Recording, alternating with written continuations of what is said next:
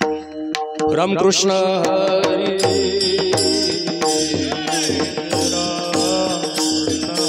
हरी जय जय राम कृष्ण जय जय राम कृष्ण हरी जय जय राम कृष्ण जय जय राम कृष्ण हरी जय जय राम कृष्ण हरि जय जय राम कृष्ण हरी जय जय राम कृष्ण जय जय राम कृष्ण हरि जय जय राम कृष्ण हरी जय जय राम कृष्ण हरि जय जय राम कृष्ण जय जय राम कृष्ण हरि जय राम कृष्ण जय जय राम कृष्ण राम हरि कृष्ण जय जय राम कृष्ण हरि जय जय राम कृष्ण हरि जय जय राम कृष्ण हरि जय जय राम कृष्ण हरि हरि जय जय राम कृष्ण जय जय राम कृष्ण हरि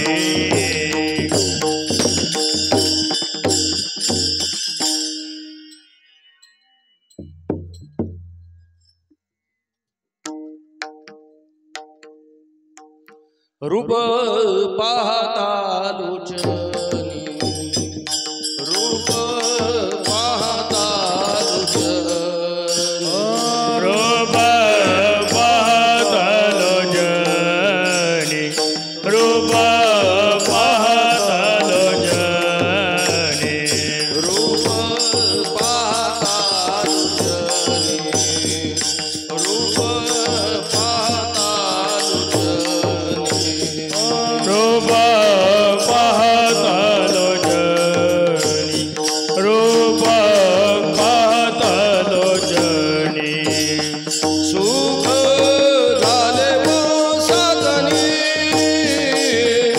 सुख झाले वो साधनी तो विठ्ठल तो माधव बरवा तुका झाले ओ दादनी तुका झाले ओ दादनी तो हा विठ्ठल बरवा तो हा विठ्ठल बरवा बहुता सुकृतांची जोडी बहुता सुकृतांची जोडी बहुधा सुकृताची जोडी बहुधा सुकृताची जोडी म्हणून विठ्ठली आवडी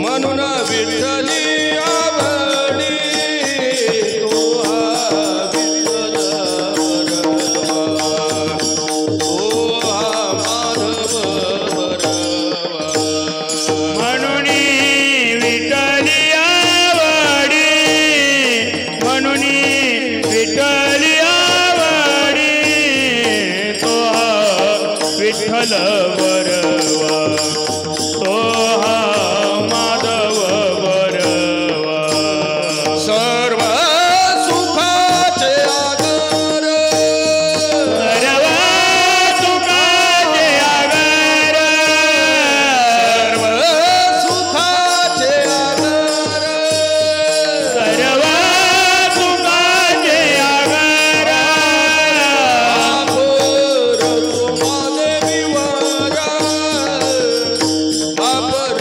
कुमादेवी वारा तो हा विठ्ठल बरवा तो हा माधव बरवा बापर कुमादेवी वार बापर कुमादेवी वार तो हा विठ्ठल बरवा तो हा माधव बरवा हरे जय जय राम कृष्ण जय जय राम कृष्ण हरे जय जय राम कृष्ण हरे जय जय राम कृष्ण हरे जय जय राम कृष्ण हरे राम कृष्ण हरे जय जय राम जय जय राम कृष्ण हरि जय जय राम कृष्ण जय जय राम कृष्ण हरि जय जय राम जय जय राम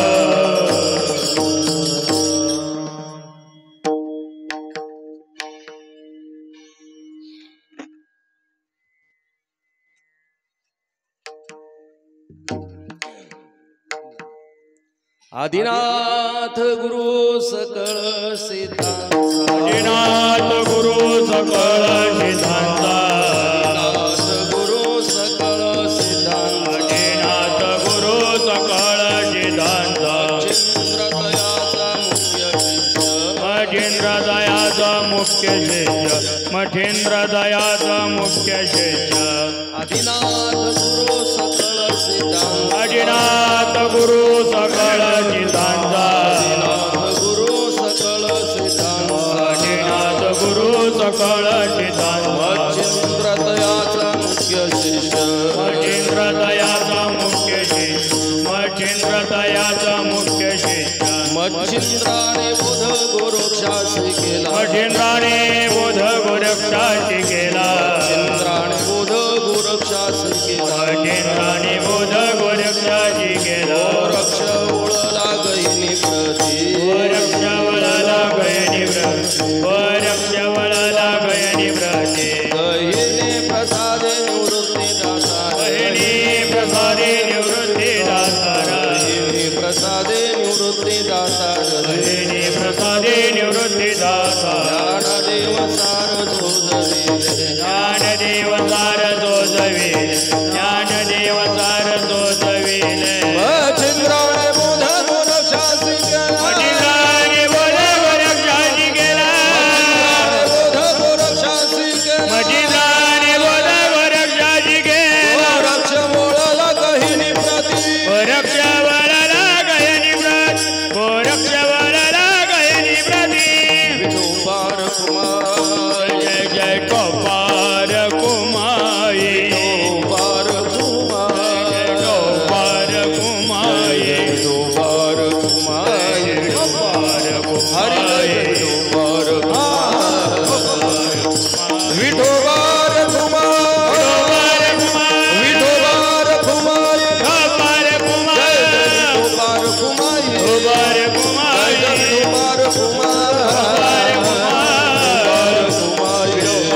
जय विठोबार कुमार जय गोपार कुमाई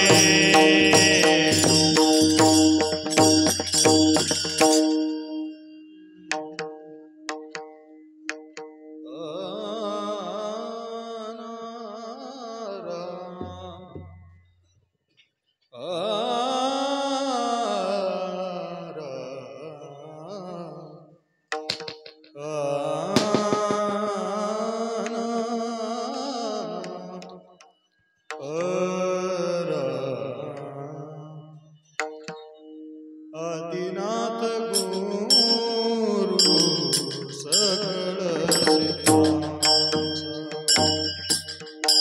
आदिनाथ गुरु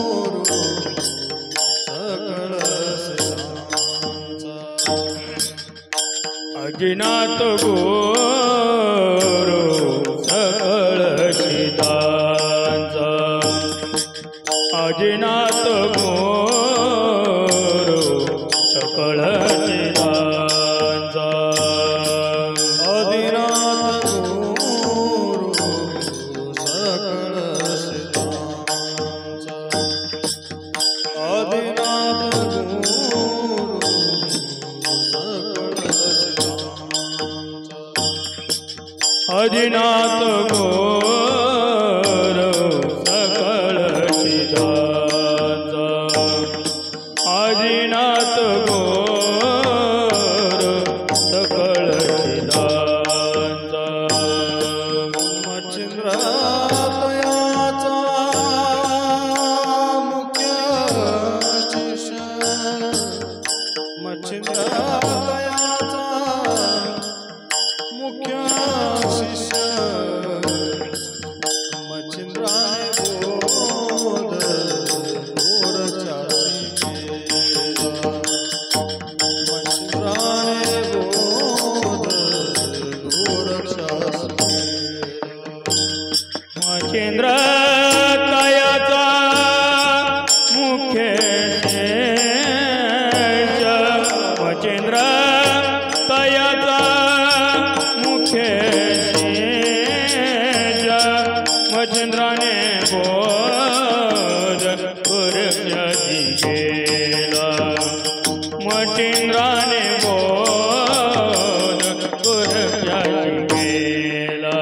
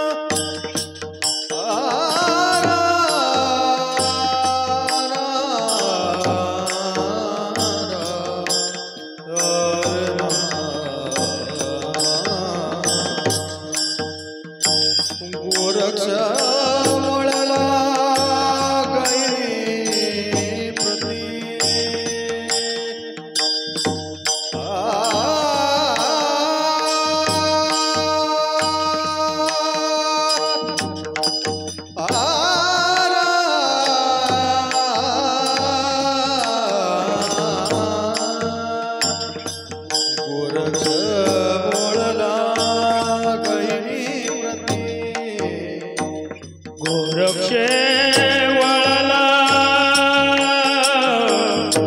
गयनी प्रते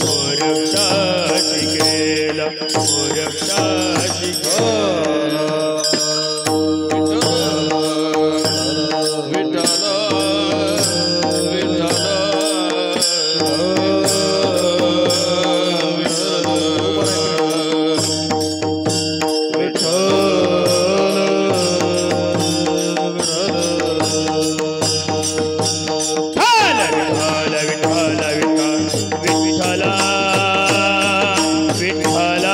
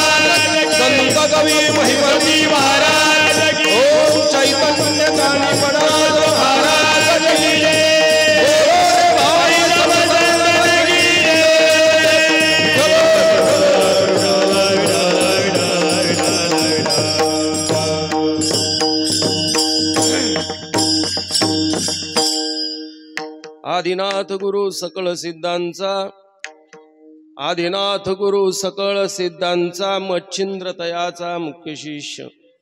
मच्छिंद्राने बोध गोरक्षासी केला, गोरक्ष ओळला गहिनी प्रती. गहिने प्रसादे निवृत्ते दातार, ज्ञान देवसार सोजविले. मच्छिंद्राने बोध गोरक्षासी केला, गोरक्ष ओळला गहिनी प्रती. श्री संतांची माता चरणावरी, माता चरणावरी, श्री संतांची माता चरणावरी, माता चरणावरी. अष्टांग हे करे दंडवत, अष्टांग हे करी दंडवत, अष्टांग हे करी दंडवत. विश्रांती पावल सांभाळा उतरी, विश्रांती पावल सांभाळा उतरी, विश्रांती पावल सांभाळा उतरी. विश्रांती पावल सांभाळा उतरी. वाढले अंतरी प्रेम सुख, वाढले अंतरी प्रेम सुख, वाढले अंतरी प्रेम सुख. डौरली काया कृपेच्या वरसे, नोही अनारिसे उद्धरिलो. आदिनाथ गुरु सकळ सिद्धांचा, मच्छिंद्र तयाचा मुख्य शिष्य. प्रस्तुत प्राप्त प्रसंगी चिंतनासाठी आपल्या समोर आलेला अभंग माऊली महावैष्णव ज्ञानोबारायांचा. वारकरी संप्रदायामध्ये नित्य नियमाने म्हटला जाणारा जो काही हरिपाठ आहे, या नित्य नियमातल्या प्रणालीतला यच्चयावत वारकऱ्यांच्या मुखोद्गत असणारा हा सुंदर अशा प्रकारचा अभंग आहे. या अभंगाच्या माध्यमातून माऊली महावैष्णव ज्ञानोबाराय आपली असणारी परंपरा त्या ठिकाणी सांगतात. आमच्या परंपरेतले मूळ जर कोणी असतील तर ते आहेत आदिनाथ भगवान. भगवान आदिनाथांनी मच्छिंद्रनाथांना त्या ठिकाणी बोध केला. मच्छिंद्रनाथांनी गोरक्षनाथांना बोध केला. गोरक्षनाथांनी गहिनीनाथांना बोध केला. गहिनीनाथांनी निवृत्तीनाथ दादांना बोध केला. आणि निवृत्तीनाथ दादांनी माऊली महावैष्णव ज्ञानोबारायांना त्या ठिकाणी बोध केला. अशी गुरु शिष्य परंपरा सांगणारा हा अभंग चिंतनाला निवडला. विठ्ठल विठ्ठल. या अभंगाच्या चिंतनाला प्रारंभ करण्यापूर्वी थोडा अल्प असा परिहार देणं गरजेचं आहे. संत मैपती महाराजांच्या पदस्पर्शाने अर्थात किंवा संत मैपती महाराजांची असणारी जन्मभूमी, कर्मभूमी आणि ज्या भूमीमधून संत चरित्राची गंगा या ठिकाणी उगम पावलेली आहे, असा असणारा हा मोठा हिमालयासारखा उत्तुंग पर्वत अर्थात ताराबाद क्षेत्र. आणि या ताराबाद क्षेत्रामध्ये वारकरी संप्रदायाचं असणारं एक अधिष्ठान कानिपनाथ महाराजांच्या मंदिराची या ठिकाणी उभारणी झाली. आणि इथे दर महिन्याला अमावस्येच्या निमित्ताने एक नित्य नियमाचा उपक्रम या ठिकाणी चालू झाला. या ठिकाणी आरती असेल, त्यानंतर या ठिकाणी भोजन प्रसाद असेल, असा उपक्रम सर्वच या ठिकाणी दात्यांच्या उदार अंतःकरणाने या ठिकाणी दर महिन्याला होत असतो. आता परवाच या ठिकाणी अमावस्या होऊन गेली. मोठा कार्यक्रम अमावस्येच्या दिवशी आरतीचा प्रसादाचा झालेलाच आहे. पण पुढे लगेच जोडून येणारी असणारी ही धर्मनाथ बीज. आणि या धर्मनाथ बीजेच्या उत्सवाच्या निमित्ताने भारत वर्षामध्ये असणारी जी काही हिंदू धर्मीय मंडळी किंवा नाथ संप्रदायाची असणारी सर्वच मंडळी, वारकरी मंडळी मोठ्या आनंदाने, उत्साहाने आणि भक्तिभावाने हा धर्मनाथ बीजेचा सोहळा ज्याच्या त्याच्या पद्धतीने, ज्याच्या त्याच्या ऐपतीने प्रत्येक जण या ठिकाणी करत असतो. त्यामध्ये आपल्या गावामध्ये सुद्धा धर्मनाथ महाराजांची या ठिकाणी बीज महोत्सव आपण सर्व मंडळी, नाथभक्त मंडळी, वारकरी मंडळी, सर्व ग्रामस्थ मंडळी सर्वच या ठिकाणी उपस्थित राहून हा सोहळा साजरा करत आहोत. पण या ठिकाणी प्रामुख्याने आज नामनिर्देश करावा तो असा की आपल्याच गावचे असणारे सुपुत्र, वारकरी संप्रदायाची परंपरा आपल्या वडिलांपासून त्या ठिकाणी जोपासणारं उदावंत परिवार अर्थात आमचे असणारे आदरणीय श्री बाळासाहेब काका उदावंत यांचे सुपुत्र आमचे मधु काकांनी या ठिकाणी हा भोजन महाप्रसादाचं नियोजन त्यांनी केलेलं आहे। रात्री त्यांचे चिरंजीव कृष्णा हे सगळी मंडळी आमचे किशोरदादा अर्जुन भाऊ रवी सगळेच्या सगळे वणीला जाऊन कांडीपनाथ महाराजांना जलाभिषेक करण्यासाठी स्नान करून त्या ठिकाणावरून पाणी घेऊन सकाळीच आले। सकाळीच अभिषेक कृष्णाच्या हाताने त्या ठिकाणी झाला। अशा प्रकारे या ठिकाणी होणार हे अन्नदान ज्ञानदान असं सगळं या ठिकाणी चालू आहे। आज धर्मनाथ बीज महोत्सवाच्या निमित्ताने असणारी ही कीर्तन सेवा उपस्थित आपल्या गावातले सर्वच या ठिकाणी टाळाची सेवा टाळाटाळी न करता करणारे आमचे सर्व टाळकरी सर्वच भजनी मंडळ आहे। उपस्थित या ठिकाणी सर्वच आपल्या संत कवी महिपती महाराज गुरुकुलातील सर्वच बाल भागवत लहान लहान मंडळी या ठिकाणी उपस्थित आहे। या ठिकाणी आपलं बेलकरवाडी गाडकवाडी तारावाद सर्वच भजनी मंडळ आहे। त्याचप्रमाणे या ठिकाणी उपस्थित आदरणीय श्री संत महिपती महाराज देवस्थानचे आपले मठाधिपती अर्जुनजी महाराज तनपुरे महाराजही या ठिकाणी आहेत। सर्वांच्या उपस्थितीमध्ये आपल्याला या माऊली महावैष्णव ज्ञानोबारायांच्या अभंगाचा आपल्या नियोजित वेळात चिंतन सर्वांना करायचं आहे। विठ्ठल विठ्ठल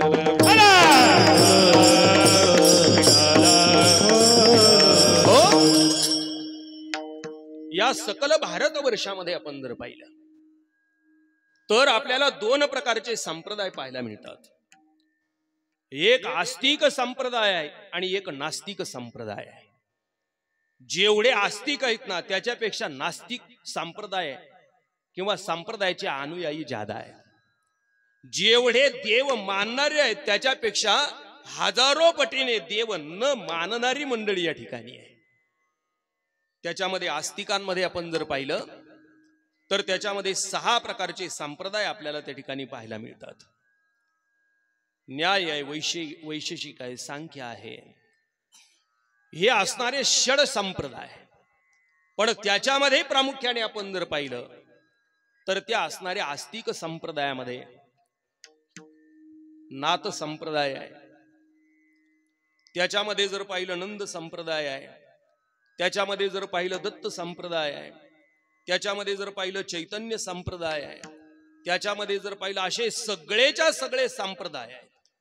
प्रत्येक संप्रदाय आपापल्या पद्धतीने त्या ठिकाणी आपापल्या देवतेची उपासना करत होता। पण हे सगळेच्या सगळे या ठिकाणी विखुरले गेलेले अशा प्रकारचे होते।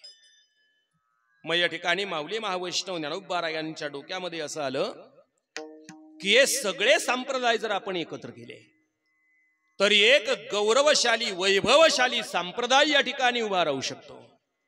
म्हणून माऊलींनी वारकरी संप्रदाय या ठिकाणी निर्माण करण्याचं ठरवलं आणि या वारकरी संप्रदायाचा पायाच ज्ञानोबारायांनी घातला। ज्ञानदेवी रचिला पाया, ज्ञानदेवी रचिला पाया, ज्ञानदेवी रचिला पाया, देवी रचिला पाया, उभारिले देवालया, उभारिले देवालया, उभारिले देवालया, उभारिले देवा, उभारिले देवालया। ज्ञानदेव रचिला पाया, ज्ञानदेव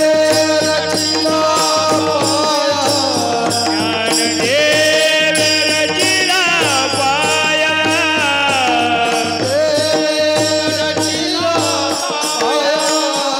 काला करत संत तुकया,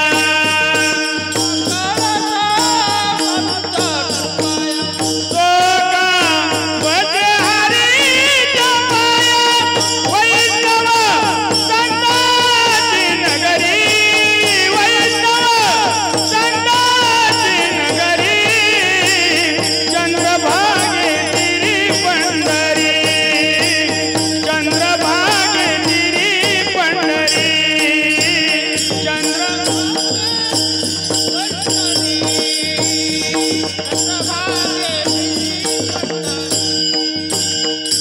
हो ज्ञानदेवी रचिला पाया। उभारिले देवालया ही वारकरी संप्रदायाची इमारत त्या ठिकाणी उभी राहिली. याच्यामध्ये अनेक लोकांचं योगदान या वारकरी संप्रदायाच्या इमारतीला उभं राहताना झालेलं आहे. त्यामध्ये जर पाहिलं, नाथ बाबांनी भरभक्कम अशा प्रकारचा खांब याला देऊन टाकला. जनार्दन एकनाथ खांब दिला भागवत. नामदेवरायांनी या इमारतीच्या कोटाचं काम केलेलं आहे. इमारत त्या ठिकाणी पायावर उभी राहिलेली आहे. त्या इमारतीचं पूर्णत्व जगद्गुरु तुकोबारायांकडे आलं. तुका झालासी कळस, आणि याच कळसावर त्या ठिकाणी ध्वजा लावण्याचं काम आमच्या बहिणाबाईंनी केलं. विठ्ठल विठ्ठल विठ्ठल. बहिणी म्हणे फडकती ध्वजा, निरूपणा केली ओजा. मग त्या ठिकाणी ही इमारत उभी राहिली. ही इमारत उभी राहत असताना या इमारतीचे काही तत्व ठरले गेले. या सकल संतांचं वैदिक जे काही तत्वज्ञान आहे, हे तत्वज्ञान प्रत्येकाच्या घरोघरापर्यंत त्या ठिकाणी आपण पोहोचवलं पाहिजे. कारण सर्व समाज जर पाहिला तर हा समाज दुःखाच्या रस्त्याने त्या ठिकाणी भरकटलेला, चाललेला अशा प्रकारचा आहे. याला चांगल्या मार्गावर आणलं पाहिजे. सन्मार्गवर्तीन संत विद्या विनय वर्धये सएव वर्तती ती संता. सर्व संत महात्म्यांच्या मनामध्ये हा विचार आला की हे तत्वज्ञान त्या ठिकाणी पोहोचवावं. मग हे कोणतं तत्वज्ञान? दोन प्रकारचे तत्वज्ञान आपल्याला पाहायला मिळतात. एक द्वैती तत्वज्ञान आहे आणि एक आहे अद्वैत तत्वज्ञान. द्वैत, माणसाला जेवढं द्वैत आवडतं ना तेवढं अद्वैत मात्र माणसाला आवडत नाही. सगळीकडे जर पाहिलं तर द्वैतच आहे. मनुष्य सगळीकडे द्वैतच पाहतो.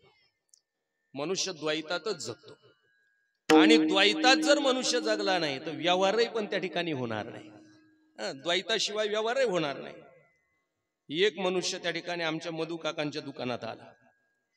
आल्यानंतर त्याने हातामधली अंगठी काढली, अर्धा तोळा. आणि ती म्हटले, एवढी काका या अर्धा तोळ्याची अंगठी घ्या बाई, बोटात काय बरोबर दिसत नाही. म्हणले काय करायचं? म्हणले काय, थोडी मोठी अंगठी पाहिजे. मग 1 तोळ्याची अंगठी काकांनी त्याच्या हातामध्ये दिली. त्यांनी ती अंगठी घेतली, बोटात घातली आणि दुकानातून बाहेर निघाला. इकडे म्हटले, अरे बाबा तू अर्धा तोळ्याची अंगठी घातली, 1 तोळ्याची घेऊन जातो.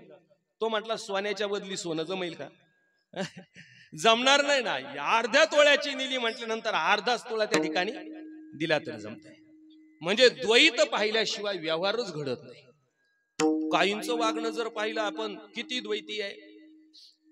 ज्ञानोबाराय म्हणतात, अनारीसे वर्तने. प्रत्येकाच्या वागण्यातही पण त्या ठिकाणी द्वैत आहे. काहींचं वागणं जर पाहिलं तर कुत्र्याच्या शिफ्टीसारखं वाकडच आहे. कुत्र्याच्या शिफ्टीसारखं द्वैती. आणि काहींचं वागणं जर पाहिलं तर दंडवत दंडापरी, सरळ अशा प्रकारचं काहींचं वागणं आहे. अनारिसे वर्तने ययांची नामेही अनाने. प्रत्येकाच्या नावामध्ये सुद्धा द्वैत आहे. नावात द्वैत असल्याशिवाय व्यवहारही घडणार नाही. एखाद्याला मुलगा झाला, मग ती मुलाची आई त्या मुलाच्या वडिलांना विचारते, म्हटले का याचं नाव काय ठेवायचं? म्हटले आता याचं नाव आपण ठेवू म्हटले सुनील. परत दुसरा मुलगा जन्माला येतो. म्हटले आता याचं नाव सुनील ठेवलं, मग आता दुसऱ्याचं काय ठेवायचं? म्हटले आता दुसऱ्याचं आपण सुनीलच ठेवू. जमेल का? नाही ना. पहिल्याचं सुनील ठेवलं म्हटल्यानंतर दुसऱ्याचं काहीतरी बदलून ठेवलं पाहिजे. मग ते म्हणतात असं करा, पहिल्याचं सुनील आहे ना, मग दुसऱ्याचं अनिल ठेवू. हा घरातून बाहेर गेला की कुणाचं काहीतरी. ययांची नामेही अनाने. प्रत्येकाच्या वागण्यामध्ये सुद्धा आपल्याला काय, नावातही द्वैत आहे. द्वैत आहे. पण द्वैतामध्ये जर पाहिलं तर त्या ठिकाणी दुःख आहे आणि अद्वैतामध्ये सुख आहे. अद्वैतात सुख आहे. मग अद्वैत तत्वज्ञान सगळ्यांच्या घरोघरापर्यंत त्या ठिकाणी पोहोचवलं पाहिजे. म्हणून या वारकरी संप्रदायाची या ठिकाणी निर्मिती झाली. बरं, या वारकरी संप्रदायावर जर आपण पाहिलं, अनेक आघात झाले. एक आघात नाही झाला, बरेच आघात झाले. ज्यावेळी जगद्गुरु तुकोबारायांचे असणारे सुपुत्र नारायण बुवा यांनी त्या ठिकाणी दिंडी सोहळा चालू केलेला होता, त्यावेळेस त्या दिंडी सोहळ्यावर पंढरपूरच्या वारी दिंडी सोहळ्यावर आक्रमण केलं महाराज. बरेच वारकरी मारले गेले. म्हणजे याच्यावर झालं नाही का, दिंडीवर त्या ठिकाणी हल्ला झाला. छत्रपती संभाजीराजांनी त्या ठिकाणी त्याचं रक्षण त्या दिंडी सोहळ्याचं केलं. ती जबाबदारी स्वतःवर घेतली. मग आघात झाला, दिंडी सोहळा बंद पाडण्याचा प्रयत्न झाला. पण जेवढ्या प्रमाणात तेव्हा वारकरी होते त्याच्यापेक्षा लाखो वारकरी पंढरपूरच्या दिशेने चालले की नाही. सांगायचं तात्पर्य की या ठिकाणी या संप्रदायावर अनेक आघात झाले. बरं, बाहेरचे आघात झाले असं नाही, तर जवळचे सुद्धा या ठिकाणी संप्रदायावर आघात झाले. पण हा वारकरी संप्रदाय वट वृक्षाप्रमाणे वट मध्ये आजपर्यंत या ठिकाणी उभा आहे. असं आहे, जी वस्तू निर्माण केली जाते किंवा जी वस्तू निर्मित होते ना, ती वस्तू अस्थिर असते. आणि जी वस्तू कधी कोणी निर्माण करत नाही, जी स्वयंभू असते, तीच या ठिकाणी स्थिर असते. विठ्ठल विठ्ठल विठ्ठल. भगवान परमात्म्याला निर्माण केलेलं नाही, म्हणून परमात्मा या ठिकाणी फक्त स्थिर आहे. तुझं विना काही स्थिर राहे ऐसे नाही, स्थिर राहे ऐसे नाही, स्थिर राहे ऐसे नाही. तुझं विना काही स्थिर राहे ऐसे नाही, स्थिर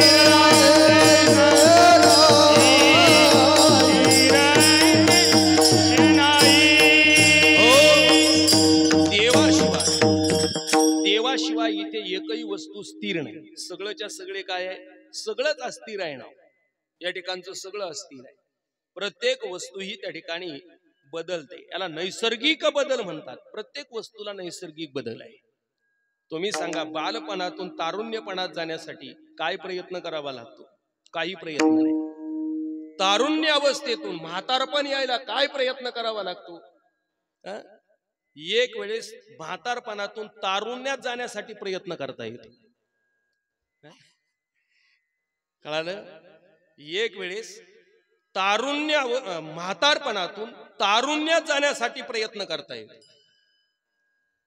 नाही कळालं?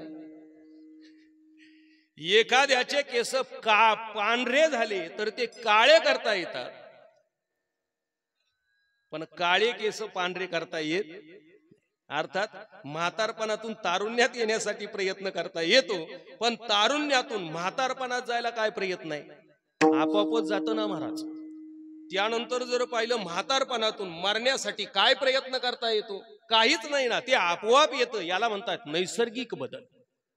निसर्ग त्या ठिकाणी सारखा बदलतो आहे, कारण हा संपूर्ण निसर्ग जर पाहिला तर हा निर्मित आहे.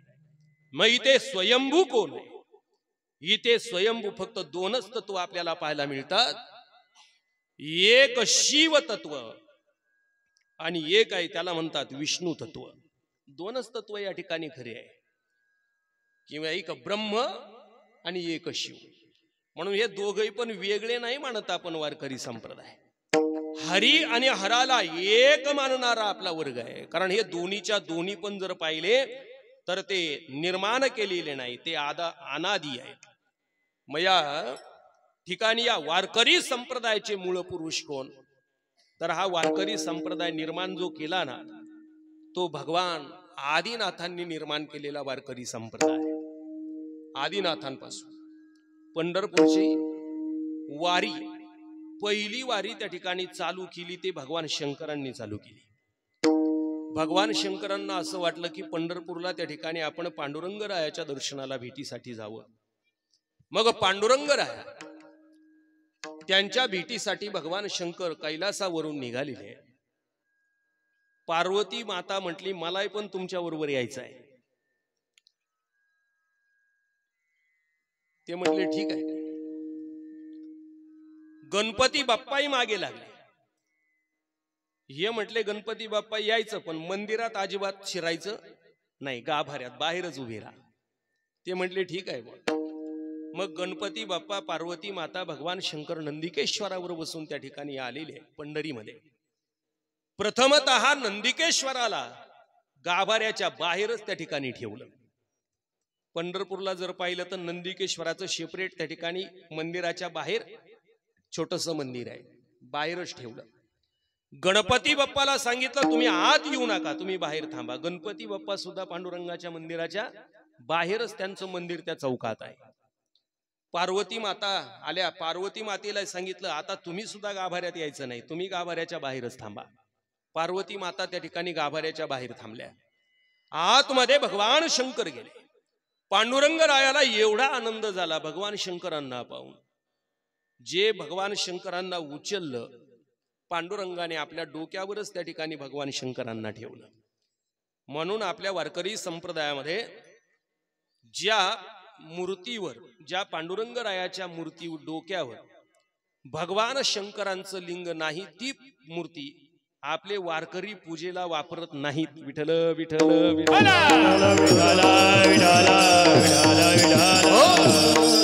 ज्या पांडुरंगाच्या डोक्यावर शिवलिंग आहे तीच मूर्ती पूजेला त्या ठिकाणी आपण वारकरी वापरतो. आता आपलं महिपती महाराजांचं या ठिकाणी समाधी जी होती, त्या समाधीचं पत्रा जो होता ना, पितळी पत्रा, तो पितळी पत्रा काढून टाकला. 5-7-8 दिवस झाले. ती समाधी जर पाहिली, ज्यांनी ज्यांनी पाहिली असेल त्यांच्या लक्षात आलं की त्या समाधीचा जो दगड होता तो दगड त्या ठिकाणी जीर्ण झाला. त्याचे कोपरे एवढाले कोपरे निघाले. आता तो जीर्ण झालेला समाधीचा तो चिरा दगड, मग त्या समाधीला वज्रलेप करायचं ठरलं गेलं. त्याला वज्रलेप करायचा, जसा पांडुरंगाला पंढरपूरला केला तसा वज्रलेप या ठिकाणी आपल्या महिपती महाराजांच्या समाधीला करायचा आहे. आणि मग त्याचं कालच या ठिकाणी काला आकर्षण विधी कालच उरकून घेतला. आणि त्या समाधीचं वज्रलेप करण्यासाठी पंढरपूरवरून या ठिकाणी रवींद्र महाराज या ठिकाणी सावळकर ते या ठिकाणी आलेले आहेत. त्या मूर्ती बनवतात. त्यांना माहित आहे पांडुरंगाच्या मूर्तीच्या डोक्यावर जर महादेवाचं लिंग नसेल तर ती मूर्ती पूजेला चालत नाही. छोटी जरी पितळाची असली तरी तिच्या डोक्यावर शिवलिंग कोरलेलं असतंच आहे. एवढा आनंद झाला महाराज, एवढा. म्हणजे पहिले वारकरी पंढरपूरचे कोण आहेत? आदिनाथ आहे. म्हणजे या वारकरी संप्रदायाचा मूळ पाया जर कोणी रचला असेल तर तो आहे आदिनाथ भगवान शंकरांनी. हे सर्व सिद्धांचं असणारं मूळ स्थान, अर्थात आदरस्थान, पूजनीय स्थान म्हणजे भगवान भोले बाबा आहेत. अभंगाच्या पहिल्या चरणात ज्ञानोबा सांग, आदिनाथ गुरु सकळ चिदांचा, आदिनाथ गुरु सकळ चिदांचा,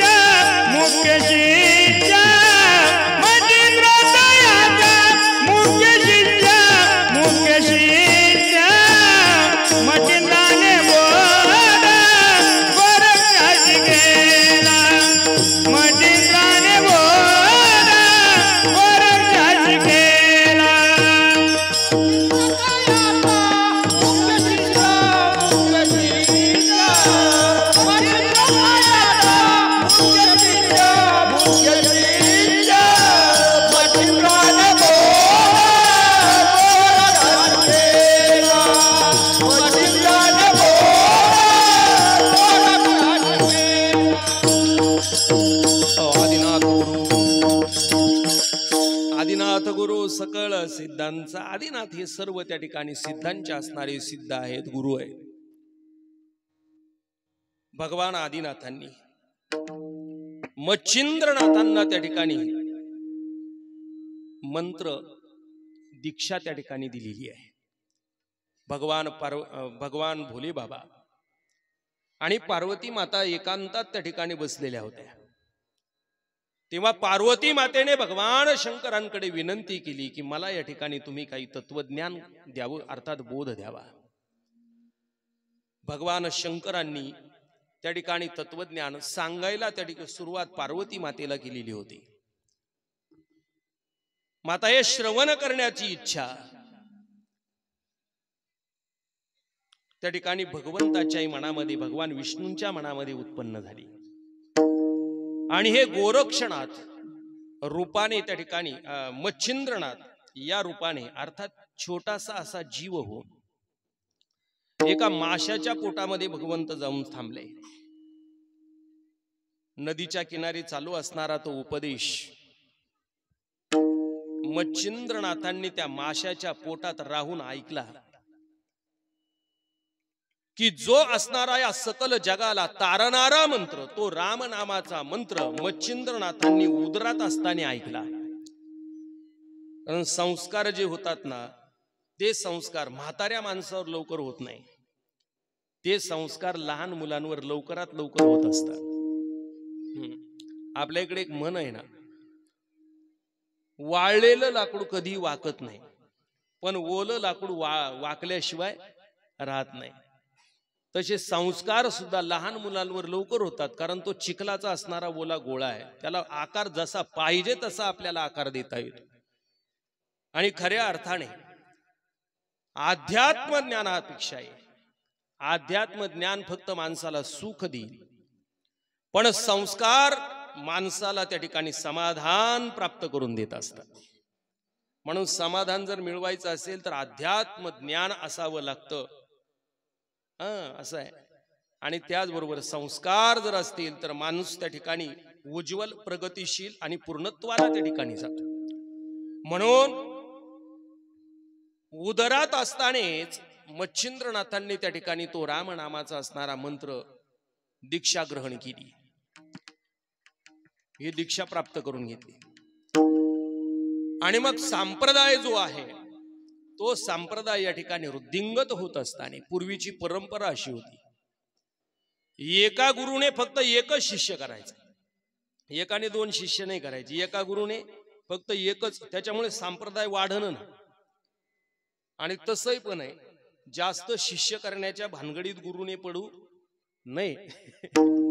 जास्त गुरुने शिष्य करण्याच्या भानगडीत पडू नये. त्याचं कारण असं आहे, नामदेव राय सांगतात, पतीने केलेलं पातक किंवा पाप हे पतीला भोगावं लागतं, आई वडिलांनी केलेलं पाप मुलाला भोगावं लागतं, प्रजेने केलेलं पाप राजाला भोगावं लागतं, राजाने केलेलं पाप प्रजेला भोगावं लागतं, आणि शिष्याने केलेलं पाप हे गुरुला भोगावं लागतं. नरकाला जाऊ नये असं वाटत असेल तर जास्त शिष्य करण्याच्या भानगडीत पडू नये. विठ्ठल विठ्ठल विठ्ठल, जास्त शिष्य करण्याच्या भानगडीत जास्त पडू नये. आमचे गुरुवरी होते वेदांत वाचस्पती गुरुवर्य भगवान शास्त्री धारूरकर. आता इथल्या वयोवृद्ध माणसांना माहित आहे, बाळासाहेब दादांना माहित आहे, ते जात असतात पंढरपूरला गेल्यानंतर तिथे दर्शनाला, मग जुनी मंडळी जातात. धारूरकर शास्त्रींकडे जर एखादा मनुष्य माळ घालायला जर गेला ना, तर ते म्हणायचे, असं कर, तू ज्ञानोबारायांचा हरिपाठ पाठ करून ये. मग आता इतक्या लांबचा माणूस कशाला परत एकदा मागे जातोय? परत एखादा जर त्याच्यातून जिज्ञासू असला आणि त्याने हरिपाठ पाठ केला आणि तो जर म्हटला, महाराज मी हरिपाठ पाठ करून आलोय, आता तरी माळ घाला, ते म्हणायचे, मग सांग हरिपाठातील 12वा अभंग म्हणून दाखव. आता एकदमच जर 12वा अभंग म्हणून दाखव म्हटल्यानंतर म्हणता येईल का? नाही म्हटला की नापास, परत पुढच्या वेळेस. मेघद्वारे करावा उपदेश, परी गुरुने न करावा शिष्य, परी गुरुने न करावा शिष्य, परी गुरुने न करावा शिष्य. मेघद्वारे करावा उपदेश, परी गुरुने न करावा शिष्य, परी गुरुने न करावा मेघद्वारे करावा उपदेश. पाऊस जसा पडतो ना, कुठे पडतो पाऊस? पाऊस काही एका जागेवर पडत नाही, पाऊस सगळीकडे पडतो. मेघ उदार परी ओसरे, परी उपमेसी न पुरे. पाऊस सगळीकडेच पडतो.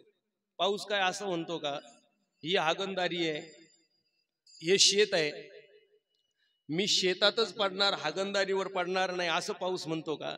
असं म्हणत नाही. पाऊस सगळीकडे त्या ठिकाणी पडतोय.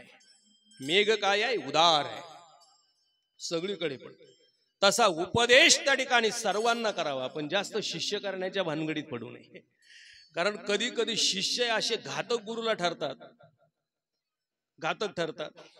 एकदा एका गुरुला 2 शिष्य होते, त्याला 2 शिष्य, आणि मग ते दोघही पण त्या गुरुची सेवा करायची. संध्याकाळ झाली की गुरुचे हातपाय दाबायला, अंग दाबून द्यायचं, मालिश करून द्यायची दोघांनी. आणि मग त्या ठिकाणी दोघही सेवेमध्ये. पण ते गुरूंनी काय केलं, मग त्या 2 शिष्यांचे भांडणं होऊ नये, भांडणं होऊ नये, कारण गुरुच्या संपत्तीवरून शिष्यांमध्ये जुमते, शिष्यांमध्ये जुमते. म्हणून आमचे गुरुवर्य बाबा खूप हुशार. बाबांनी लगेच त्यांचं उत्तराधिकारी लगेच बाबांनी आमचे स्वामींना लगेच निवडून टाकलं, भास्करगिरी बाबांनी, पूजनीय बाबांनी. मग त्या ठिकाणी शिष्यांमध्ये त्या ठिकाणी काय होतात, भांडणं होतात. मग दोघांमध्ये त्या ठिकाणी ते देहच वाटून दिला, देहापासून वाटणी केली त्या गुरुजींनी. उजवं अंग एका शिष्याने दाबायचं आणि डावी बाजू एका शिष्याने दाबायची.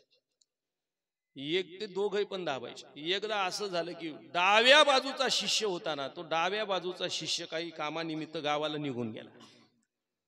पण जाताने त्याला सांगितलं उजव्या बाजूच्या शिष्याला, म्हटले असं कर, म्हटले मी आता काही इथे नाही आहे, आपण थोडी सावड करू, म्हटले मी आता बाहेर जाणार आहे ना, मग माझं जे डावं अंग आहे ना, ते डावं अंग तू दाबत जा माझ्या गुरुचं.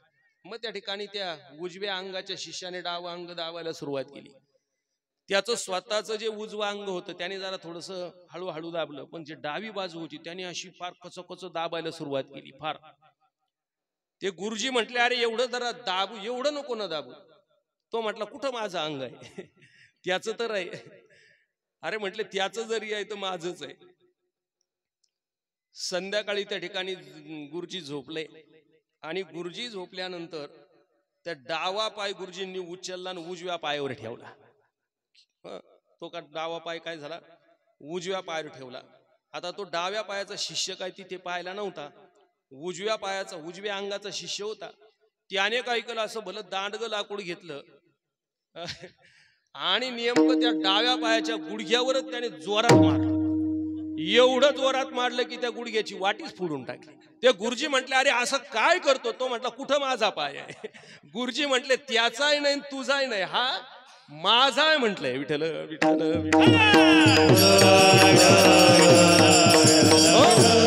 असे जर गुरु शिष्य असले तर काय उपयोग आहे? ते एकदा एका गुरुने काय केलं, शिष्याला पेढे आणायला पाठवले. 10 रुपये धर म्हटले, नैवेद्याला पेढे घेऊन येतो. पेढे आणायला गेला, 10 रुपये दिले, 2 पेढे आले, त्याच्यात 2च पेढे आले. तर 10 रुपये चांगले कंदी पेढे मोठाले.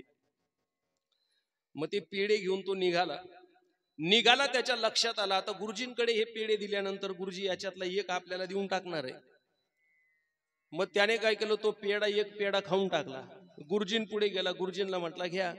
गुरुजी म्हटले अरे 10 रुपयात एकच पेढा आला का? तो म्हटला नाही गुरुजी 2 आले होते, पण मला माहित आहे तुमचं माझ्यावर खूप प्रेम आहे, तुम्ही एक पेढा मला देऊन टाकणार म्हणून रस्त्यात खाऊन टाकला. तुम्ही देणार आहेत मला माहित आहे म्हणून एक खाऊन टाकला म्हटले रस्त्यातच. तो गुरुजी म्हटले कसा काय खाल्ला? याने त्या गुरुजीच्या हातावरचा पेढा उचलला आणि खाऊन टाकला. असा खाल्ला. आता असे जर गुरु शिष्य असले तर त्याचा काही उपयोग त्या ठिकाणी नसतो. म्हणून ही गुरु शिष्य परंपरा पूर्वी जर पाहिली तर ही थोडी संकुचित होती. त्याच्यामुळे संप्रदाय वाढणं, संप्रदायाचं तत्वज्ञान त्या ठिकाणी समाजापर्यंत पोहोचेल. म्हणून मग या ठिकाणी वारकरी संप्रदायाची निर्मिती होऊन त्या संप्रदायाचा काय केलेला विस्तार केला. विठ्ठल विठ्ठल विठ्ठल नामात याचा किंकर, नामात याचा किंकर, नामात याचा किंकर, नामात याचा किंकर. जेणे केला विस्तार, ज्ञानादेव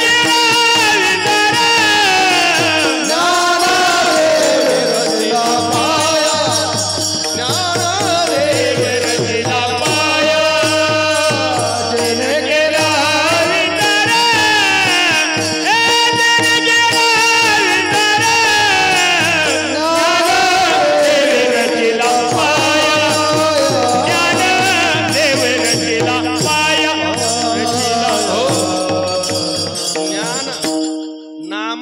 तयाचा किंकर तेने केला हा विस्तार. मग काय केलं नामदेवरायांनी या संप्रदायाचा विस्तार करण्याचं ठरवलं. मग आदिनाथ भगवंतांनी या ठिकाणी मच्छिंद्रनाथांना बोध केला. मच्छिंद्र तयाचा मुख्य शिष्य. मग मच्छिंद्रनाथांनी बोध केला. मच्छिंद्राने बोध गोरक्षासी केला. मच्छिंद्रनाथांनी गोरक्षनाथांना बोध केला. गोरक्षनाथांनी पण त्या ठिकाणी तो बोध. त्या ठिकाणी गोरक्षनाथांनी गहिनीनाथांना बोध केला. मच्छिंद्राने बोध गोरक्षासी केला. मच्छिंद्राने बोध गोरक्षासी केला.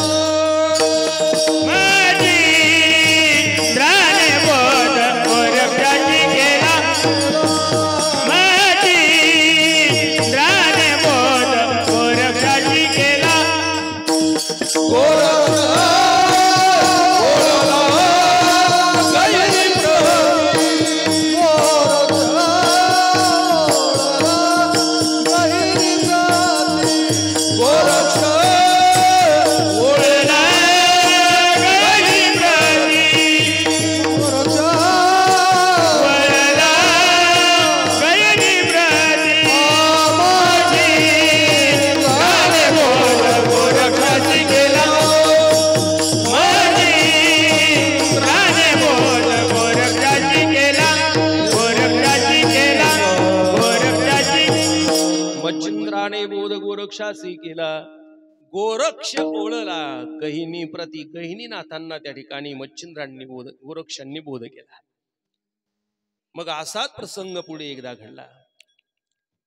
भगवान श्री ज्ञानोबारायादिक हे भावंड त्र्यंबकेश्वर क्षेत्री त्या ठिकाणी गेलेले आहे आई वडिलांच्या सह.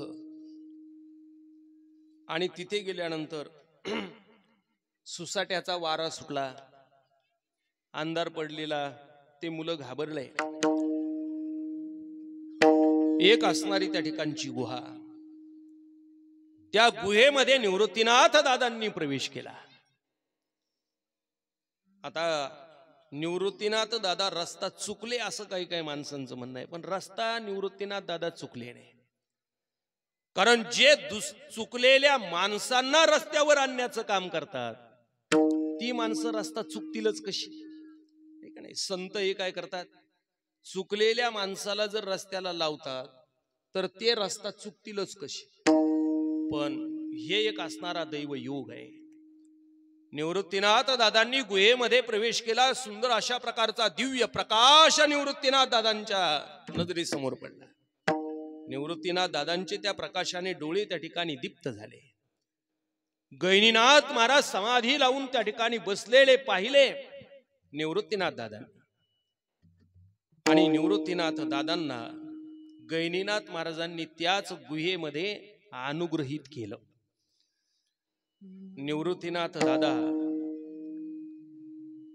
निवृत्तीनाथ दादांची एवढी मोठी कृपा झाली महाराज. निवृत्ती गहिनी कृपा केली पूर्ण. निवृत्ती गहिनी कृपा केली पूर्ण. निवृत्तीने गहिनी कृपा केली पूर्ण. निवृत्तीने गहिनी कृपा केली पूर्ण. निवृत्ती गहिनी कृपा केली पूर्ण. निवृत्ती गहिनी कृपा केली पूर्ण. निवृत्ती गहिनी कृपा केली पूर्ण. निवृत्तीने गहिनी कृपा केली पूर्ण.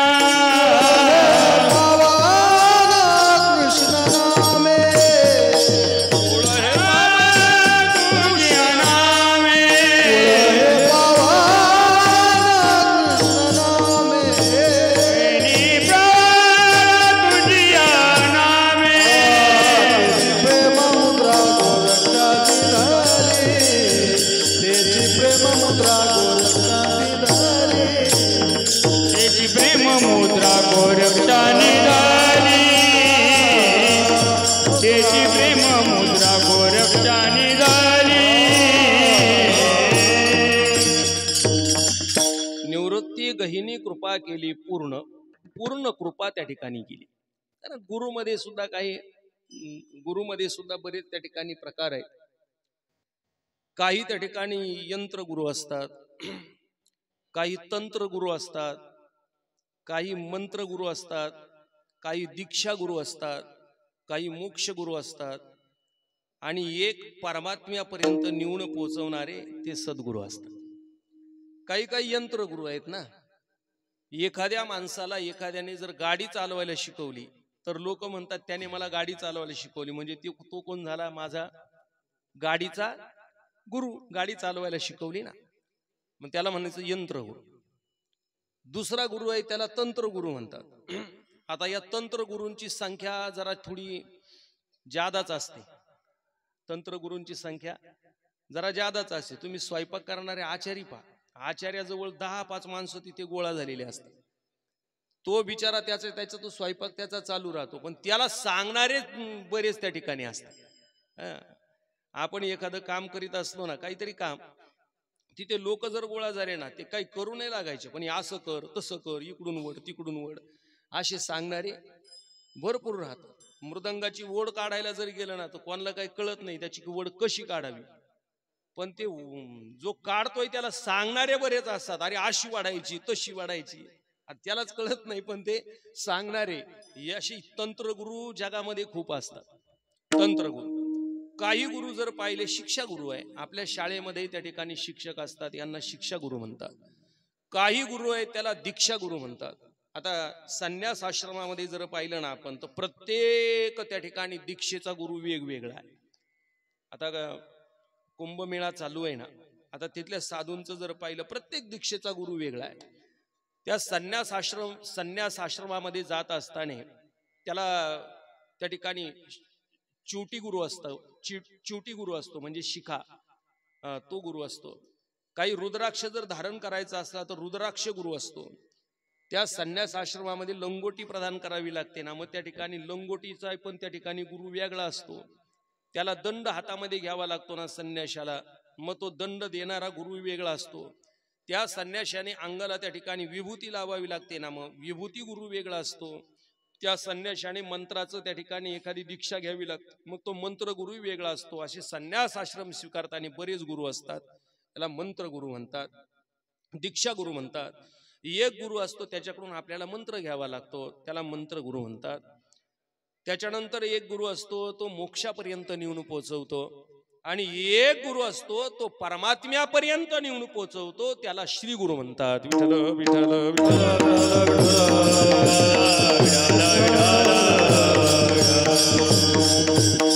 ज्ञानोबाराय सांगतात की निवृत्तीनाथ दादा हे माझे असणारे श्री गुरु आहे. कृष्णांजन एक वेळा डोळा घालिता आढळ, कृष्णांजन एक वेळा, कृष्णांजन एक वेळा डोळा घालिता आढळ, कृष्णांजन एक वेळा. हे मेरा दुःख गेले विठले भ्रांतीचे पडळ, हे मेरा दुःख गेले, हे मेरा दुःख गेले विठले भ्रांतीचे पडळ, ते मेरा दुःख गेले. श्री गुरु निवृत्ती राजे मार्ग दाविला सोज्वळ, श्री गुरु निवृत्ती राजे, श्री गुरु निवृत्ती राये मार्ग दाविला सोज्वळ, श्री गुरु निवृत्ती राये. पापर ब्रह्मादेवी विठ्ठल दीनाचा दयाळू, विठ्ठल दीनाचा दयाळू, धर्म जागो सदैवाचा, हे बापर अंधदृष्टी देतो, त्याचे नाव मी उच्चारी, धर्म जागो सदैवाचा.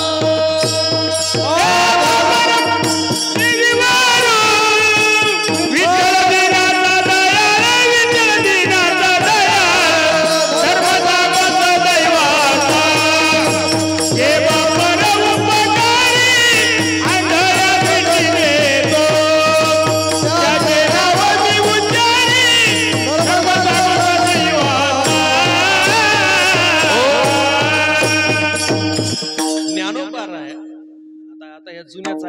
महाराज ऐकायला लवकर भेटत नाही. पण आता आपले काय, आपले सगळे मंडळी जी आहे ही वारकरी मंडळी आहे म्हणून हे ऐकायला आपल्याला भेटतंय. आता आमचे बाबासाहेब भाऊ आहेत, चांगदेव भाऊ आहेत, बडू भाऊ आहेत, सगळे अरुण भाऊ, हे सगळे काय वारकरी आहे. म्हणून आता वारकऱ्यांना वारकऱ्याच्या चाली म्हटलो बरं. त्यांना त्यांच्या चाली बरोबर माहित असतात, कोणाची काय चाल, कोणाची काय चाल. ज्ञानोबा राय त्या ठिकाणी सांगतात की माझ्या श्रीगुरूंनी काय केलं. कृष्णांजन एक वेळा डोळा घालिता आढळ, कृष्णांजन एक वेळा. माझ्या डोळ्यामध्ये त्या ठिकाणी कृष्णांजन घातलं. अंजन ही गोष्ट अशी आहे की पाताळामध्ये असणारं जे काही धन आहे ना, ते धन सुद्धा त्या ठिकाणी अंजन डोळ्यात घातल्यानंतर दिसतात, पण कुणाच्या डोळ्यात घातल्यानंतर नाही दिसत. ज्ञानोबा राय म्हणतात परिते होवावे पाताळीचे निधान, दावील कीर अंजन परी होवावे लागे लोचन पायाळाचे. त्या ठिकाणी काय असावा लागतो, पायाळू असावा लागतो. त्या पायाळूच्या डोळ्यात जर अंजन घातलं तर जमिनीतलं धन सुद्धा त्या ठिकाणी त्याला दिसतं. मग असं अदृश्य धन, अमोल धन, भगवंत जर त्या ठिकाणी दृश्यमान त्या ठिकाणी व्हावा असं वाटत असेल तर आपल्या श्रीगुरूंनी आपल्या डोळ्यामध्ये अंजन घातलं पाहिजे. ज्ञानोबा राय म्हणतात तेच माझ्या डोळ्यामध्ये अंजन घातलं, कृष्णांजन एक वेळा. पुढे काय झालं, ते मीर दुःख गेले पिटले भ्रांतीचे पडळ, ते मीर दुःख गेले. तिमिर दुःख निघून गेलं. 3 प्रकारचं आध्यात्मिक दुःख गेलं, आधी दैविक दुःख गेलं आणि आधी भौतिक दुःखाची पण त्या ठिकाणी निवृत्ती झाली. आणि जो काही भ्रम होता की मी आमका आमका आहे, तो भ्रमही निवृत्त झाला. आणि या बोधावर आरूढ त्या ठिकाणी मी झालो की मी प्रत्यक्ष वासुदेवच आहे. मी वासुदेव तत्वता या बोधावर. विष्णुमया जग वैष्णवांचा धर्म, विष्णुमया जग वैष्णवांचा धर्म, जग वैष्णवाचा धर्म, विष्णुमया जग वैष्णवाचा धर्म.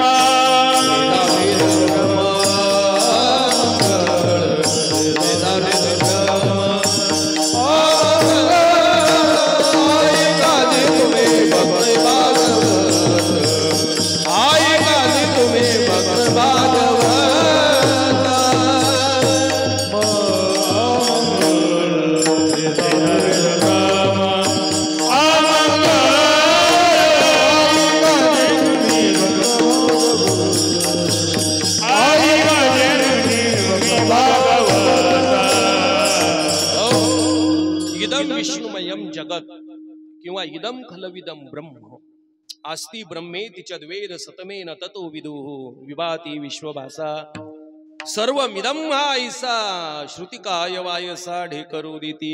या बोधावर त्या ठिकाणी नेऊन माझ्या श्रीगुरूंनी मला पोहोचवलं. ज्ञानोबा राय म्हणतात त्यांनी काय केलं, या बोधावर पोहोचवलं. भ्रांतीच निघून गेली, पिटले भ्रांतीचे पडळ. आणि श्रीगुरु निवृत्ती राजे मार्ग दाविला सोजवळ. सोजवळ मार्ग मला दाव. आता सोजवळ मार्ग म्हणजे कोणता, की ज्या मार्गावर चालत असताना कुठल्याही प्रकारची आड काठी येत नाही त्याला म्हणायचं सोजवळ मार्ग. वास्तविक भगवान ज्ञानोबा राय जर पाहिले तर ते योगी होते, पण ज्ञानोबा राय त्या ठिकाणी सांगतात की योगासारखा जो मार्ग आहे ना, मार्ग जर पाहिला तर हा क्लिष्ट मार्ग आहे. किती क्लिष्ट आहे. योगाची क्लिष्टता सांगताना ज्ञानोबा राय बोलतात, पायी पालो याचे हेचने जई बोचरिया पडती खाणे. एखाद्या बोचऱ्या माणसाला जर लोखंडाचे हरभरे खायला दिले, लोखंडाचे जाऊ द्या घोगऱ्या, त्याला हरभरे जर खायला दिले साधे हरभरे तर त्याला पचतील का? बिगर दाताच्या माणसाला चावताच येत नाही ना हो. दात नसलेल्या माणसाला काय चावतंय का? ती एक म्हातारी होती, तिला तिच्या सुना खूप चांगल्या. तिचं शेत होतं जवळजवळ घरापासून 7-8 किलोमीटर लांबवर होतं. आणि ती रोज शेताचं राखण करायला ती म्हातारी जायची, रोज जायची, एसटीने जायची. त्या सुना तिला डबा करून द्यायचा, डबा घेतला की ती जायची. आणि मग ती म्हातारीला मुठभर बदाम त्या सुना द्यायच्या. खूप प्रेम होतं त्या सासूवर, मुठभर बदाम द्यायच्या. आता ती म्हातारीच्या तोंडात दात नव्हते, मग ती काय करायची, एसटीत बसली की त्याच्यातला एक बदाम घ्यायचा, तोंडात टाकायचा, वरचं त्या ठिकाणी सगळं चगळून घ्यायचं, थोडं टाळून जिभीने, जेवढं चाटता येईल वरचा रस काढता येईल तेवढा रस काढून घ्यायची ती म्हातारी. आता बदाम ती फेकून देत नव्हती, हुशार होती म्हातारी जुन्या काळात. ती काय करायची, तो बदाम घ्यायची आणि पिशवीत ठेवायची, प्लॅस्टिक पिशवी. तिथपर्यंत जाऊस सगळे बदाम तिचे चाटून व्हायचे, सगळे बदामचा रस त्या ठिकाणी चाटून घ्यायचे. आणि एसटीतून उतरताना ती ते बदाम, चाटलेले बदाम कंडक्टरला द्यायचे, भाऊ एवढी घेन खा. त्यालाही बरं वाटायचं की आजी खूप चांगली आहे, तो आजीची वाटच पाहायचा. तो मुठभर बदाम भेटतेत ना, मुठभर ती एसटीत वाटच पाहायचा. ती आजी ज्या दिवशी येणार नाही त्या दिवशी याला जरा थोडं वाईटच वाटायचं, बदामच भेटेल. मग ती बाई एक दिवस ती आजी एसटीतून उतरली आणि तिने मुठभर बदाम दिले त्या कंडक्टरला. त्याला एवढा आनंद झाला, तो म्हटला, आजी तुम्ही रोज महिना 2 महिन्यापासून पाहतो, म्हटला बदली करून आल्यापासून तुम्ही रोज मला मुठभर बदाम देता, तुम्ही किती चांगले आहेत. माझ्या आईला जर मागितलं तर एकच देते, पण तुम्ही मुठभर बदाम देता. ती म्हटली, भाऊ खरं सांगू का, माझ्या सुना मला रोज एसटीत बसायला मुठभर बदाम देतात. आजी एवढे बदाम तू घेऊन जा. आता दात नाही तोंडात, एक बदाम घेते, तोंडात टाकते, वरचं जेवढा रस पिता येईल चगळून तेवढा घेते, टाकून द्यायचा तर पिशवीत ठेवते. आणि मग आता एसटीतून उतरल्यानंतर इकडे तिकडे फेकून द्यायचं, तर तू जरा बरा गरीब वाटतो, म्हणून तुला मी ते उरलेले सगळे बदाम तुला देऊन टाकते. आता याने ते बदाम खाल्ल्यानंतर याला गोड लागतील का? दात नसलेल्या माणसाला जेवढं या ठिकाणी खाण्याला त्रास होतो, एवढा योग मार्ग क्लिष्ट आहे. मग माझ्या श्रीगुरूंनी काय केलं, मार्ग दाविला सोज्वळ मार्ग दाखवला. विठ्ठल विठ्ठल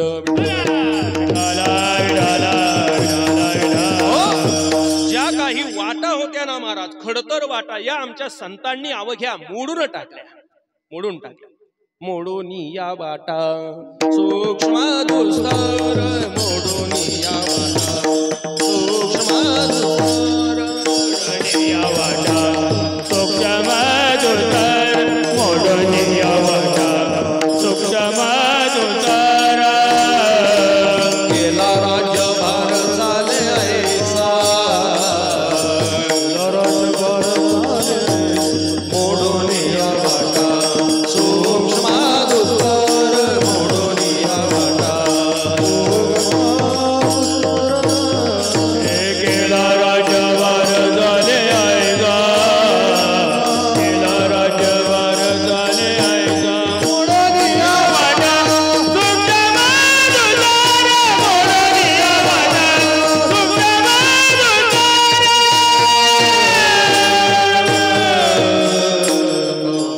मोडून या वाटा सूक्ष्म दुस्तर. ज्या वाटेवर चालणं खडतर होतं, अशा वाटा ज्या आहेत, या वाटा या ठिकाणी काय केलं, मोडल्या नाही, तर त्या वाटा ज्या आहेत त्या चोखाळल्या वाटा शुद्ध केल्या. आणि माझ्या श्रीगुरूंनी ती वाट जी आहे, सोज्वळ वाट मला दाखवली, की जी वाट परमात्म्यापर्यंत नेऊन पोहोचवते. असे माझ्या श्रीगुरूंचे माझ्यावर फार मोठे असणारे उपकार आहेत. मग ज्ञानोबा सांगतात, त्या माझ्या श्रीगुरूंनी काय केलं, की मला या ठिकाणी खऱ्या अर्थात अनुग्रहित केलं आणि मला त्या ठिकाणी पूर्णत्व प्राप्त करून दिलं अभंगाच्या शेवटच्या चरणात. प्रसादे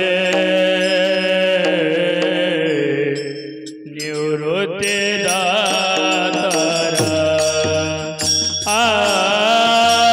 बहिणी प्रसादे निवृत्ती दातारा.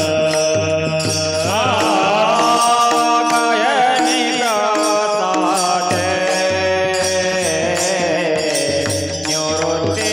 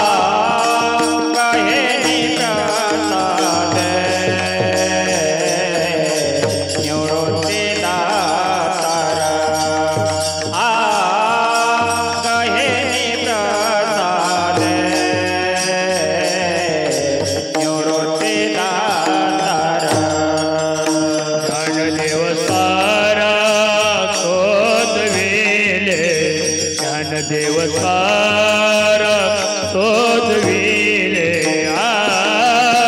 मठिंद्राने बोध गोरक्षाचे केला मठिंद्राने बोध गोरक्षाचे केला ज्ञानदेव सारा तोच विले ज्ञानदेव सारा तोच विले मठिंद्राने बोध गोरक्षाचे केला मठिंद्राने बोध गोरक्षाचे केला गोरक्षवळला गयनी प्रती गोरक्षवळला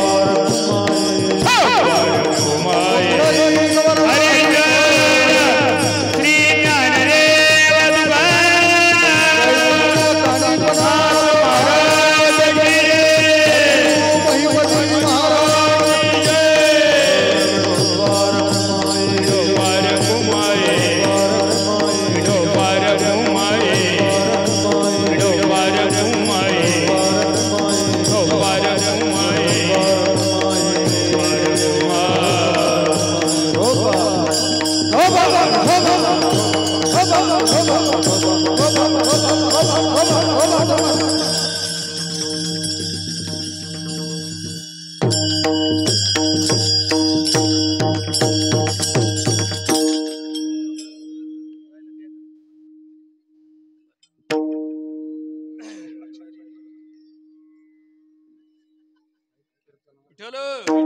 विठ्ठल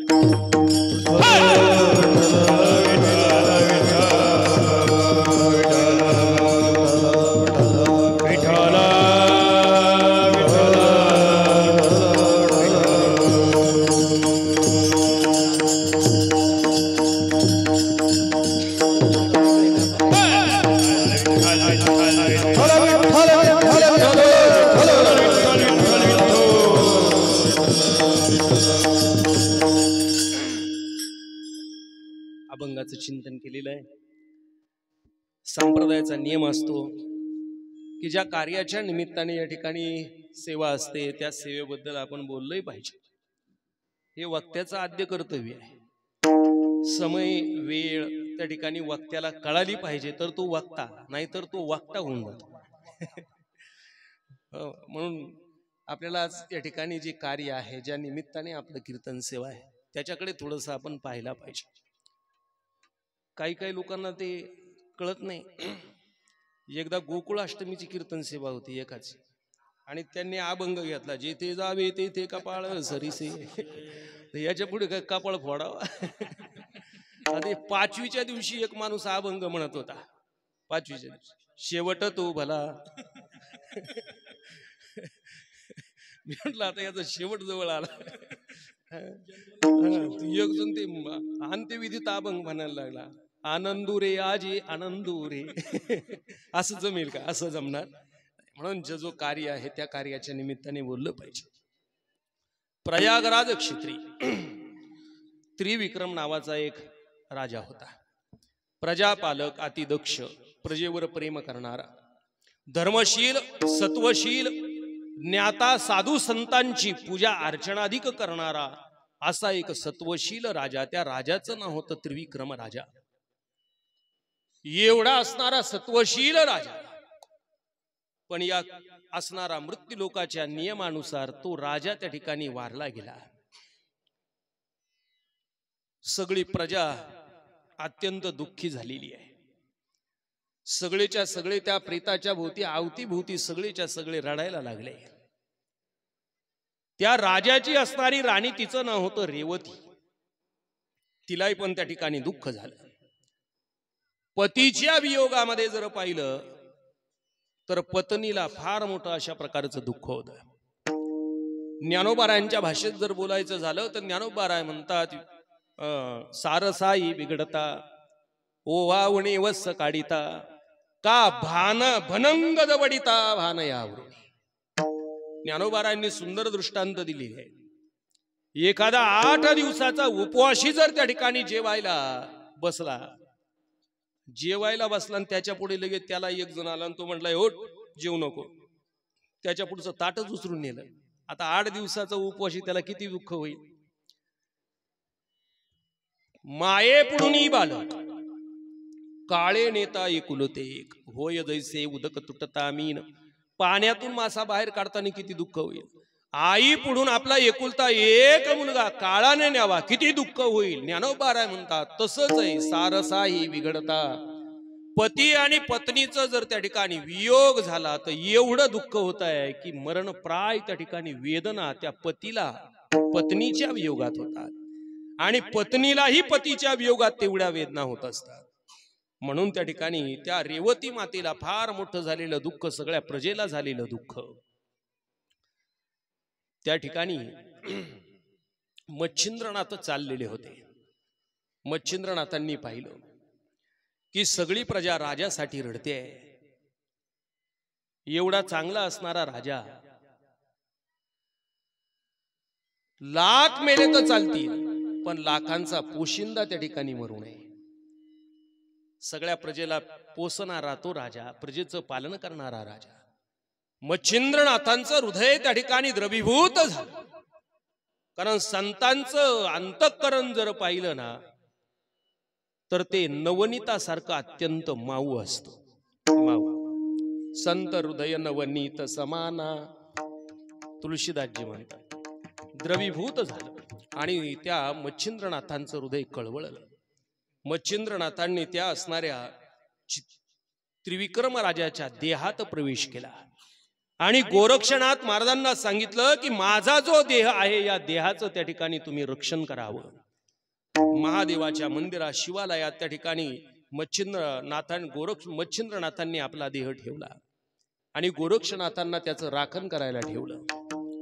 त्या देहामध्ये त्रिविक्रम राजाच्या मच्छिंद्रनाथांनी प्रवेश केला.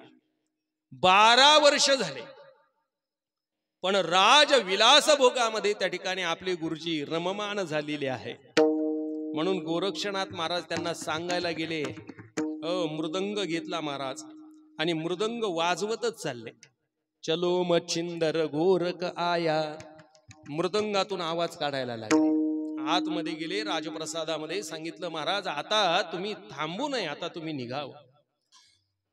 मग त्या ठिकाणी मच्छिंद्रनाथांनी आपला देह त्या ठिकाणी त्याच्यात असणारा आत्मा मच्छिंद्रनाथांनी बाहेर काढला. त्या राजाचा संपूर्ण अंत्यसंस्कार त्या ठिकाणी पूर्ण पडला आणि अंत्यसंस्कार झाल्यानंतर त्यांना एक मुलगा झाला. त्या मुलाचं नाव ठेवलं धर्मनाथ. त्या त्रिविक्रम राजाचा मुलगा, रेवतीचा मुलगा, त्याचं नाव ठेवलं धर्मनाथ. आणि मग त्या ठिकाणी मच्छिंद्रनाथांनी रेवती मातेला सांगितलं तू काळजी करू नको, 12 वर्षाने मी परत येईल आणि तुझ्या मुलाला अनुग्रह देईल. मग 12 वर्षाने त्या ठिकाणी मच्छिंद्रनाथ आले आणि मच्छिंद्रनाथ महाराजांनी त्या धर्मनाथाला त्या ठिकाणी अनुग्रह केला. तो आजचा असणारा माघ शुद्ध द्वितीयेचा दिवस, आजच्या दिवशी मच्छिंद्रनाथांनी धर्मनाथांना अनुग्रहित केलं. तो आजचा असणारा दिवस, याला धर्मनाथ बीज अशा प्रकारे म्हटलं जातं. आजच्या दिवशी त्या ठिकाणी ज्ञानदान करावं, आजच्या दिवशी त्या ठिकाणी माणसाने अन्नदान करावं, धर्म करावा. आपण जेवढा धर्म या दिवशी करू ना त्याच्या दुप्पट आपल्याला मिळाल्याशिवाय राहत नाही. आजचा दिवसाचं विशेष आहे.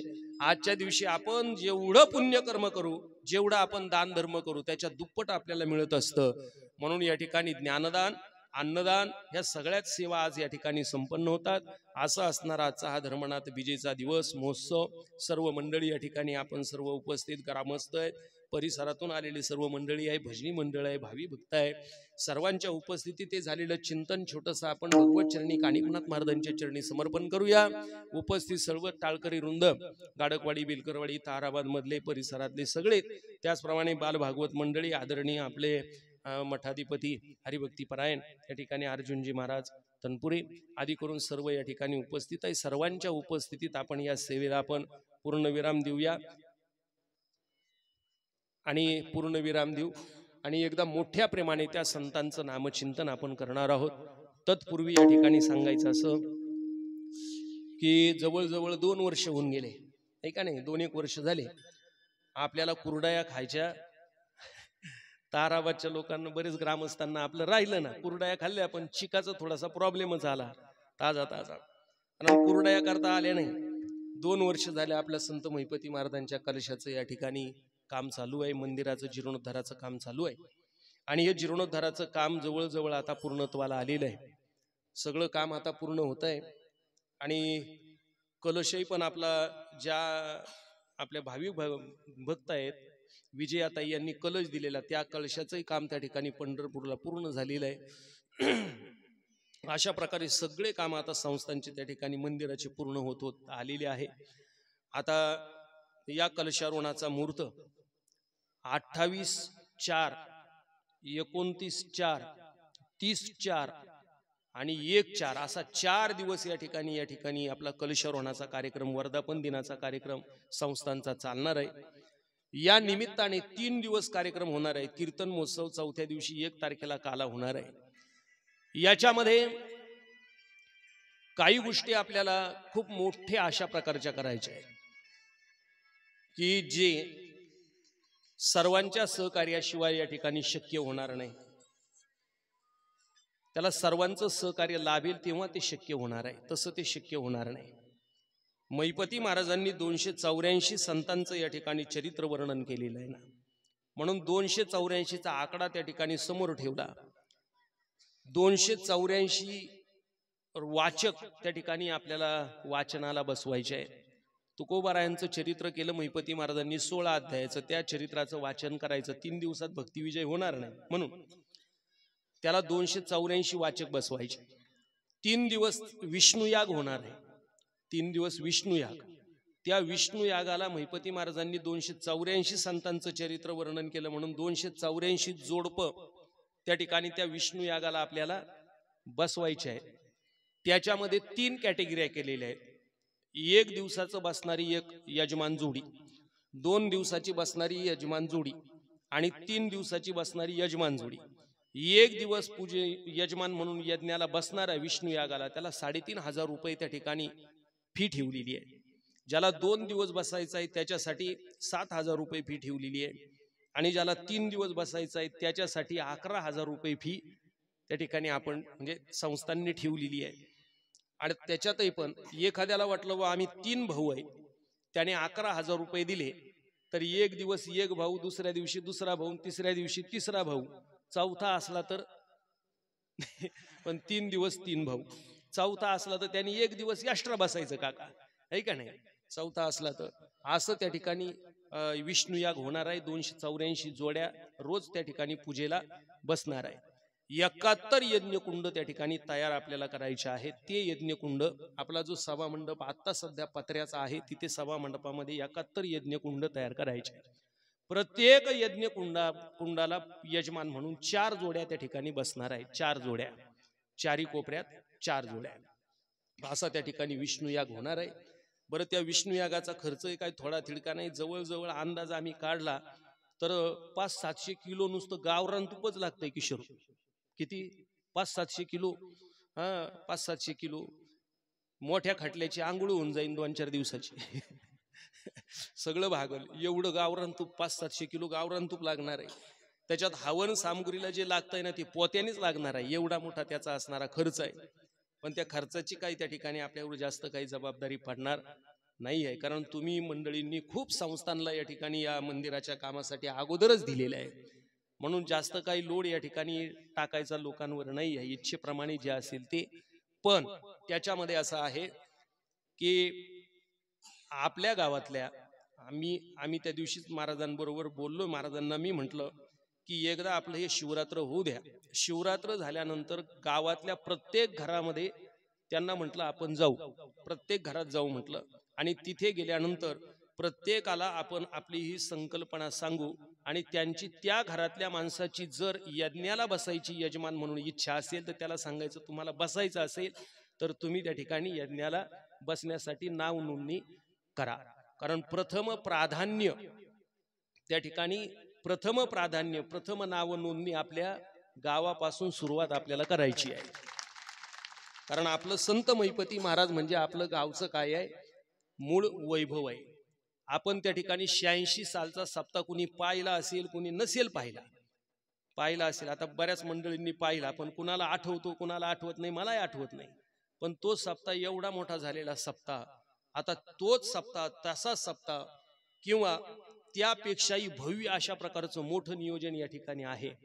म्हणून या ठिकाणी आपण त्या ठिकाणी आम्ही तर त्या ठिकाणी येणारच आहोत. पण ज्याला नाव नोंदणी करायची असेल बसण्यासाठी त्याने नाव नोंदणी त्या ठिकाणी करावी. त्याचा ॲडव्हान्स ठेवलेला आहे. 1100 रुपये देऊन त्याने नाव नोंदणी करायची आहे. आणि त्याचं वैशिष्ट्य एकाच मिनिटात की परत जो आपला कलशाची मिरवणूक निघणार आहे, या कलशाच्या मिरवणुकीला 274चा आकडा त्या ठिकाणी पताका, 284चा आकडा, 284 पताका मिरवणुकीला कलशाच्या आपल्याला करायच्या आहे. 284 माता भगिनी मंगल कलश घेऊन त्या मिरवणुकीमध्ये उपस्थित राहणार आहे. आणि 284 मृदंग वादक, थोडे तिडके नाही, 284 मृदंग वादक हे आपल्याला लवकर एक सापडत नाही, पण आपल्याला 284 मृदंग वादक त्या ठिकाणी आणायचे आहे. असं वैभवशाली कार्यक्रम झाला पाहिजे. कारण महिपती महाराजांचं वैभव जर पाहिलं तर नुसतं आपल्या तालुक्यापुरतं मर्यादित नाही, तर महिपती महाराजांचं नाव जर पाहिलं तर आपल्या जगात त्या ठिकाणी आता प्रसिद्ध झालेलं नाव आहे. आता दिल्लीला एक संत कवी संमेलन संपन्न होत आहे जागतिक लेव्हलचं.